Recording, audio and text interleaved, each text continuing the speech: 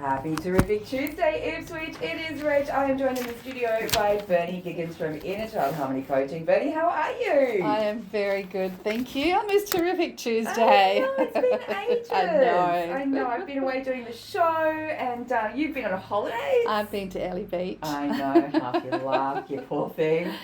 Was it amazing? It was. Was the weather good? It was always good up there. Yeah, beautiful. Got to go to the islands, got to, catch up with my sister-in-laws and cousins. So that was really nice to keep together. Yeah. Amazing house. Everything was just, wow.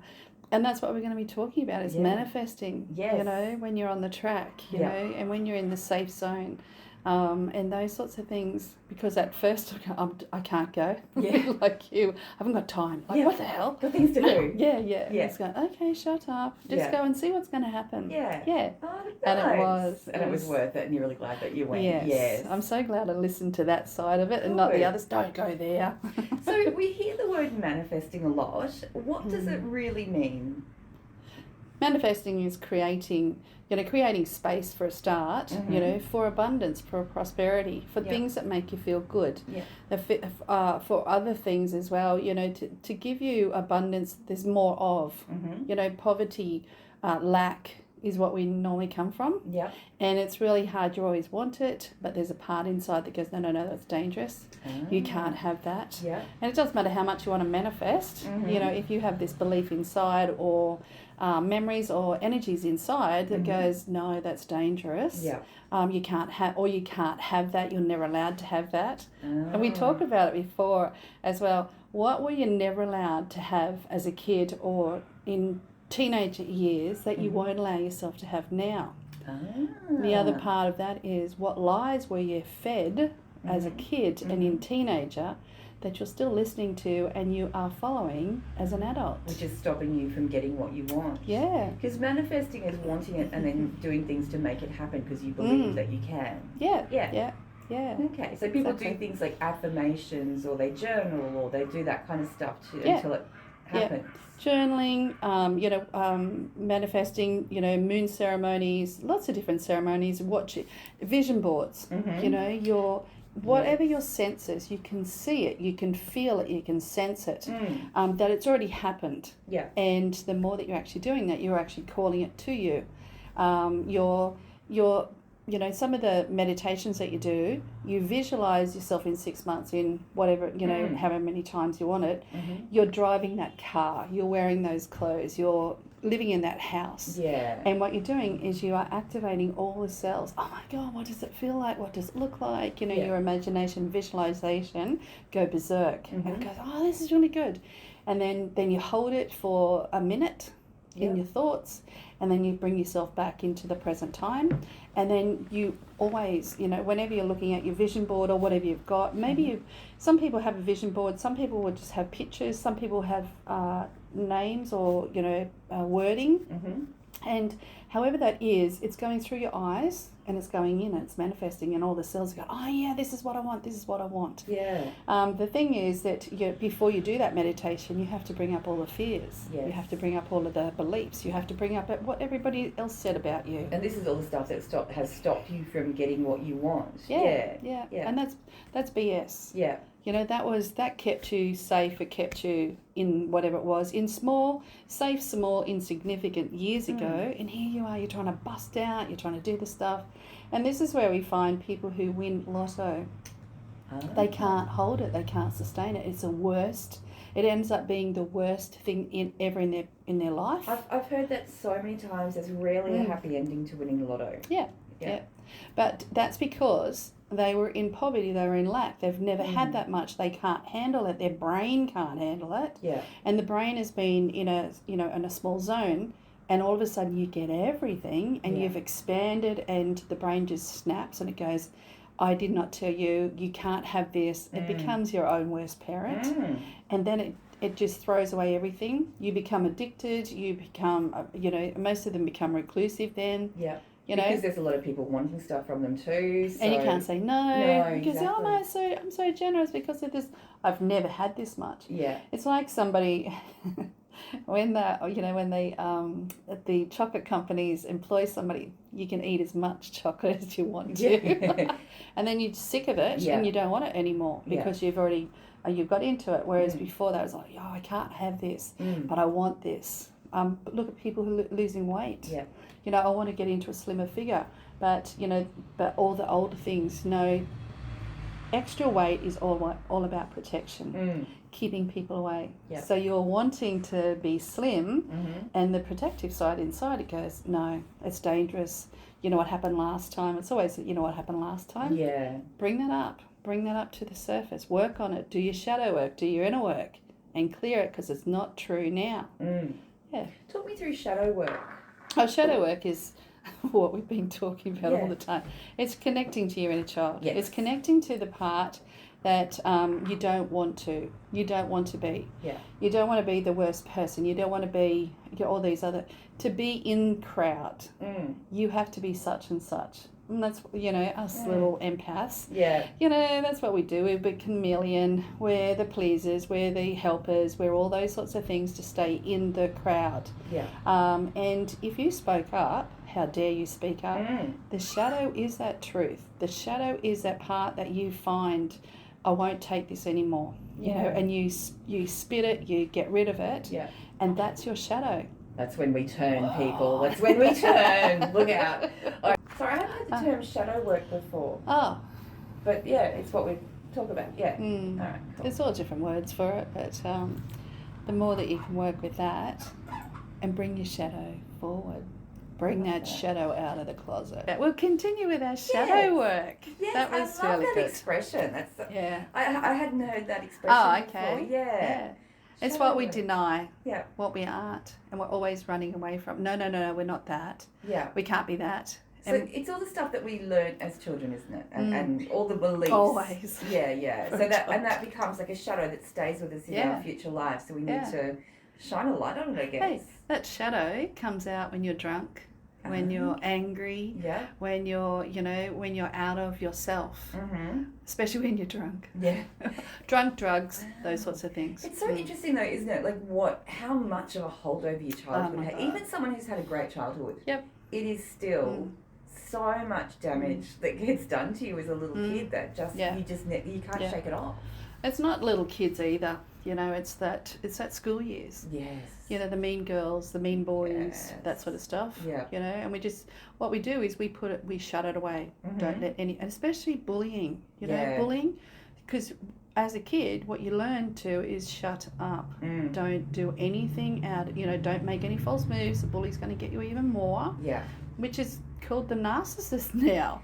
Yeah, exactly. And I think there's a much better understanding and a lot less tolerance for bullying these days. Whereas I remember as a kid, he just pulls your hair because he likes you. Well, no. But we grew up believing that kind of stuff, didn't we? Yeah. Well, don't be difficult. Just, Turn a blind eye. Yeah. It's all right. Turn the cheek. Yeah. Yeah. Be the bigger person. I just want to slap somebody. I know.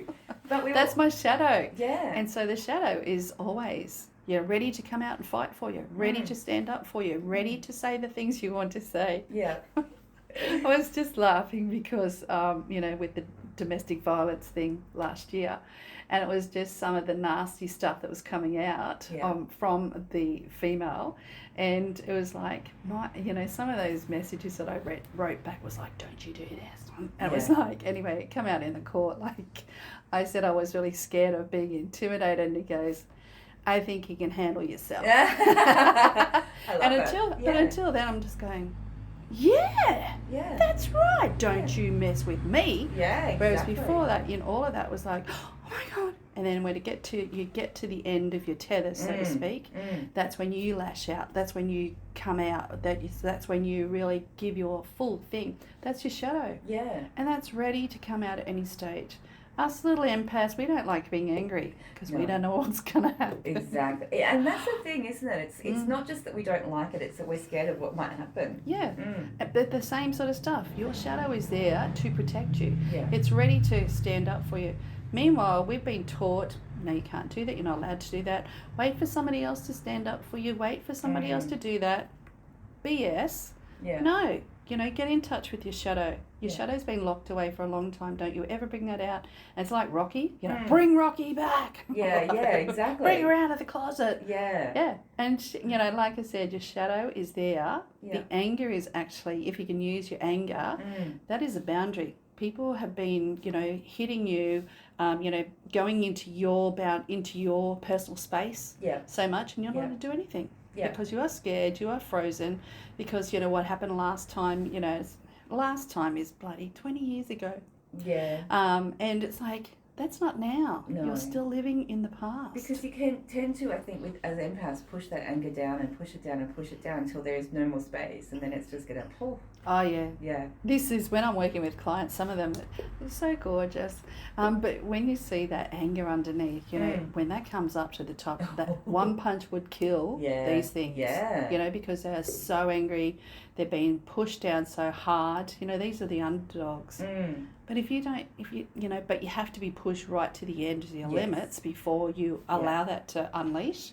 Which is not good. I think it's healthier to let a little bit of anger out when it's justified, right? As it happens, rather than store it up for, your whole lifetime and then it comes out. Yeah. And then, when it comes out, it'll come out the wrong place, the wrong time. You'll destroy everybody. Yeah. But the thing is with that, these people were not meant to be in your life anyway. But you've been putting it up and putting it up. And it's like, no more. Don't do that. Talk to your, get in tune with your shadow, with your inner work. Release your own self, And we were talking about what we really wanted to talk to today.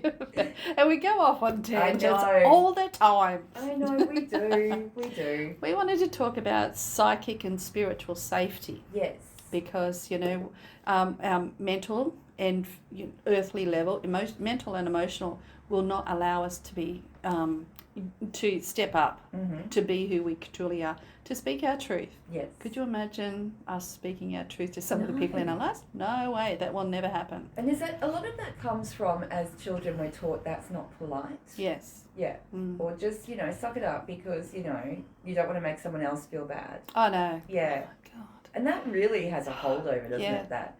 And how many times have you been put down? You think about, if you can think energetically, look at it, what it looks like every time you had put your finger on your mouth. Yeah. Don't do that. Don't say that. Yeah. Somebody puts their hand on your head, stay down. Yeah. Don't do this. Yeah. How many times that your energy is used to that? You pop up, you go out. We were talking about the lotto money. This is your energy. It wants to get up. It wants to go. It wants to do everything. But the brain is just going, don't do that. Yeah. And you get up, you're going to be killed. You're going to be shut down. You'll be such and such. And so your brain will not allow you. Yeah. So little by little, you're just standing up. You're saying your truth. It's however they choose. Because all of a sudden, we also then take on, oh God, we can't say that because they're going to feel such and such. Yeah. That's BS again. Yeah. Stop it. See, I really admire people who can say stuff in the moment when something happens or someone does something that they don't like because it's not okay. To turn around and go, no, that's not okay. Whereas I think, I don't know if it's a generational thing or what, or if it's just being an empath, it's really easy to go, oh, I'll just let it go. I don't want to cause a fuss. I don't want to upset anybody. But they've upset you. Yeah. But you're more concerned about, well, I don't want to upset them. Yeah. I don't want to embarrass anybody. But where's it come from? Confrontation, you don't like it. Hate it. You've watched it, or it's happened to you. Yeah. You get berated down. Typical bully in the front of everyone is humiliation, embarrassment, annihilation. It feels like sometimes. Yeah. And then it builds up, and then you're ready to do something later on. Being announcing, being out in the spotlight or anything else like that, your energy field just starts really, the cells go, no. They think that you're still 18, 16, 15, and that's why you then shut down your throat. You can't, a lot of people get tonsillitis, a lot of people lose their voice. Wow. Because the body's just, no, this is dangerous. Yeah. It's not safe, I'm not letting you have this. This is your self-sabotaging coming up to protect you. Self-sabotage is a really scary but fascinating thing, isn't it? Yeah. It's protecting you from something. It's protecting you from being hurt. It's protecting you from whatever. And that's part of the shadow work. Yeah. what the self-sabotage, when you get self-sabotaged, I was stepping out of my comfort zone. I was trying to be bigger than what I ever been before. I'm trying to do or maybe I'm just trying to completely change my life. Yeah. And the brain cannot ever handle it. It's like, it freaks out and it closes down. And again, freaks out like the money, freaks out like the losing weight. And it shuts you down, and then it just goes, I'm going to teach you. Yeah. I'm going to put on more weight. You're going to lose more money. You know, you'll never speak. You're just being humiliated again. So it goes, see? Yeah. At the end of it, see, I told you, you never can do it. Yeah. And that's what we were saying at the beginning. What were you never allowed to do as a child that you won't allow yourself to do now? What beliefs and lies did you believe as a kid that you're still believing now? Yeah. And when that's shadow work. Yeah. And you go, and things will come up, and then you write them down, work on it. Yeah. You know, and what is the best? What's the opposite? In your mind and doing the work, then little by little you're changing it, you're getting stronger and stronger. Yeah. And then you're out of there, and then all of a sudden you're doing the things you never thought possible. Yeah. And then you're looking back and thinking, I can't believe I let that hold me back for so long. Yes. That's amazing. You know, and it's not that hard to do what I wanted to do. And why everybody else can do it. Everybody else can do this. But again, this is the way your brain has helped you survive. Yeah. It's a survival brain. Yeah. You know, and that's what it does. It has to. Its biggest thing is it has to keep you safe, small, to survive. Yeah. And if that means, you know, being humiliated in front of other people to come back into safety and small, you're going to survive forever and ever. Yeah. You're not going to die easily. Yeah. You're here for a reason. Yeah. And when you can do the shadow work and master that brain of yours, it is so powerful that it can actually propel you forward once you understand the reason why it needs to protect and keep you safe and small. Yeah, and it just amazes me every time we talk about how much it impacts you from childhood and growing up and teenage years and younger life. Like how much of that still stays with us, and how, you know, we just need to get through all of that and come out the other side. Yeah. You have a look at, you know, Michael Jackson, you have a look at Robin Williams, you have a look at all of these big stars, Whitney Houston, you know, you can name so many, Freddie Mercury, have a look at all the different ones, you know, what a horrible life and childhood, but they actually, their outlet was their singing, you know, and when you can get some sort of an outlet, you don't care, it's like you do that, but at some stage, the drinking, the drugs and everything else like that, to shut them up, shut them down, that's what took their life. Elvis Presley is another one. Yeah. You know, you can see it all, but if you can, we're not famous like that, but in our own, you know, in our own space, we are famous.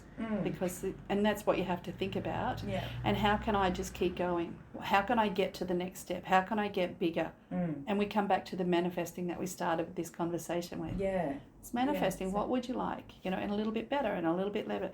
But we have to take it slow increments. You know, if we just, I'm a superstar now. We can't do it. Whereas these singers, you know, all of these ones that I just said, their outlet was all the way through from childhood. They still had a crappy childhood and abusive and neglectful and bullying in their childhood, but they had an outlet of singing, you know, using their voice and having a great outcome that way. Must be hard though when you think about, like, if they've come from a really, say, it's a bad childhood, and there's all of a sudden everyone loves them, everyone says yes to them no matter what they want. That must be really confronting. Yeah, confusing, confronting. Very. Yeah, and you know, and that's how they. Oh, I like it. I don't like it. I'm out here, but behind closed doors. Yeah, what actually happens? You can really see why these people would struggle so much, because they're gone from nothing to too much. Yeah. Yeah. Lotto wins again. But the other part as well, you know, you have they're in their prime. The Elvis, the Whitney, the Michael, the other bits and pieces, but because their body has taken such a toll, the world loves them. Yeah. But inside their brain doesn't love them. Yeah. Their brain, again, what they thought of themselves as a child is still controlling their adult life. Wow. But their singing is actually an outlet to keep them safe. If they didn't have the singing, You know, I don't know. Yeah. Mm. Wow, interesting. I know. Oh, thank you, my friend. Let's do it again next Terrific Tuesday, shall we? Thank you. We will. Thank you. Have a fabulous week, and I'll catch you next week. Thank It is you. Rach and Bernie driving you home right here on West Bremer Radio.